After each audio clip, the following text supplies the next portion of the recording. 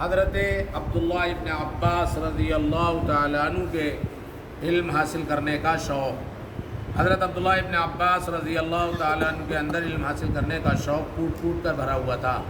وہ اپنے ذوق و شوق کا حال خود بیان فرماتے ہیں کہ رسول اللہ صلی اللہ علیہ وسلم کے انتقال کے بعد میں نے ایک انصاری صحابی رضی اللہ تعالیٰ عنہ سے کہا، آج صحابہ رضی اللہ عنہ مجمعین کی بڑی جماعت موجود ہے، آؤ ان سے پوچھ پوچھ کر قرآن و حدیث جمع کر لیں۔ وہ ہمت نہ کر سکے مگر میں علم حاصل کرنے کے پیچھے پڑ گیا۔ میں ایک ایک کے پاس جاتا اور ان سے علم حاصل کرتا۔ اگر وہ لوگ اپنے گھر میں آرام کر رہے ہوتے تو میں ان کے دروازے کی چوکھٹ پر سر رکھ کر لیٹ جاتا اور ہوا کی وجہ سے مٹی مجھ پر پڑتی رہتی۔ وہ صحابی رضی اللہ جب آرام سے فارغ ہو کر باہر آتے تو میں ان سے علم حاصل کرتا۔ وہ کہتے، آپ تو حضور صلی اللہ علیہ وسلم کے چچا زاد بھائی ہیں، مجھے کیوں نہ بلا لیا؟ میں کہتا، میں طالب علم ہوں، اس لیے میرا آپ کے پاس آنا زیادہ مناسب ہے۔ اس طرح تفسیر و حدیث کا بہت بڑا ذخیرہ میں نے جمع کر لیا اور لوگ میرے پاس علم حاصل کرنے کے لیے آنے لگے۔ حضور اکرم صلی اللہ علیہ وسلم کا معجزہ، تھوڑے سے توشے میں برکت۔ غزوہ تبوک میں جب سامان خوراک ختم ہو گیا اور لوگوں کو بھوک نے ستایا تو آپ صلی اللہ علیہ وسلم نے چمڑے کا بڑا دسترخوان طلب فرمایا، چنانچہ وہ بچھایا گیا۔ پھر آپ صلی اللہ علیہ وسلم نے لوگوں سے ان کا بچا کچا سامان خوراک منگوایا۔ بس کوئی آدمی ایک مٹھی چنے کے دانے ہی لے آ رہا ہے، کوئی ایک مٹھی کھجوریں لا رہا ہے اور کوئی روٹی کا ایک ٹکڑا ہی لیے چلا آ رہا ہے، یہاں تک کہ دسترخوان پر تھوڑی سی مقدار میں یہ چیزیں جمع ہو گئیں۔ پھر آپ صلی اللہ علیہ وسلم نے برکت کی دعا فرمائی، اس کے بعد فرمایا، اب تم سب اس میں سے اپنے اپنے برتنوں میں بھر لو۔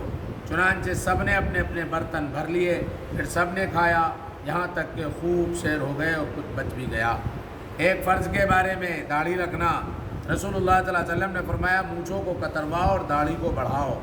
فائدہ، داڑھی اسلامی شعار میں سے ہے اور داڑھی رکھنا شریعت میں واجب ہے، اس لیے مسلمانوں پر داڑھی رکھنا ضروری ہے۔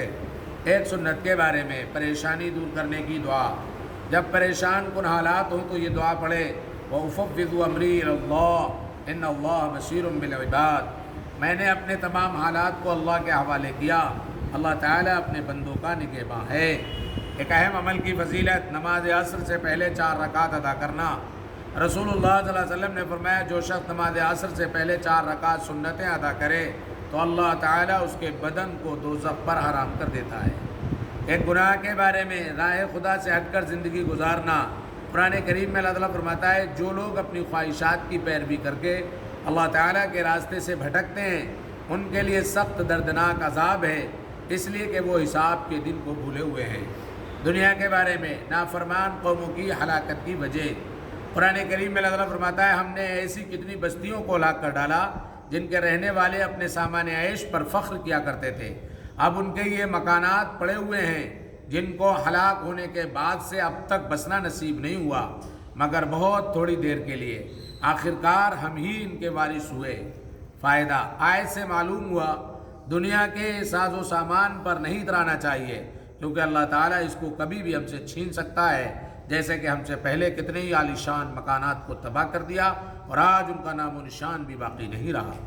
آخرت کے بارے میں، ادنا درجے کا جنتی، رسول اللہ صلی اللہ علیہ وسلم نے فرمایا، ادنا درجے کا جنتی وہ شخص ہوگا جس کے لیے 80,000 خدمت گزار ہوں گے اور 72 بیویاں ہوں گی اور ایک موتی زبرجد اور یاقوت سے بنا ہوا خیمہ ہوگا جس کی لمبائی مقام جابیہ سے مقام صنعاء کے مانند ہوگی۔ قرآن سے علاج، شہد کے فوائد۔ قرآن کریم میں اللہ تعالیٰ فرماتا ہے، یخرج من بطونها شراب مختلف الوانه فیہ شفاء للناس۔ ان مکھیوں کے پیٹ سے پینے کی چیز نکلتی ہے جس کے رنگ مختلف ہوتے ہیں، ان میں لوگوں کے لیے شفا ہے۔ فائدہ، شہد ایک ایسی قدرتی نعمت ہے جو مکمل دوا اور بھرپور غذا بھی ہے، جو ہر شخص اور ہر عمر والے کے لیے بے حد مفید ہے۔ خصوصیت سے صبح صبح نہار منہ اس کا استعمال بڑی بڑی بیماریوں سے حفاظت کا ذریعہ ہے۔ نبی کریم صلی اللہ علیہ وسلم کی نصیحت۔ ایک آدمی نے رسول اللہ صلی اللہ علیہ وسلم سے پوچھا، یا رسول اللہ، میں اپنے خادم کو کتنی بار معاف کروں؟ تو رسول اللہ صلی اللہ علیہ وسلم خاموش رہے، کوئی جواب نہیں دیا۔ پھر جب اس نے دوسری بار پوچھا تو رسول اللہ صلی اللہ علیہ وسلم نے فرمایا، ہر دن 70 مرتبہ معاف کرو. سبحان اللہ.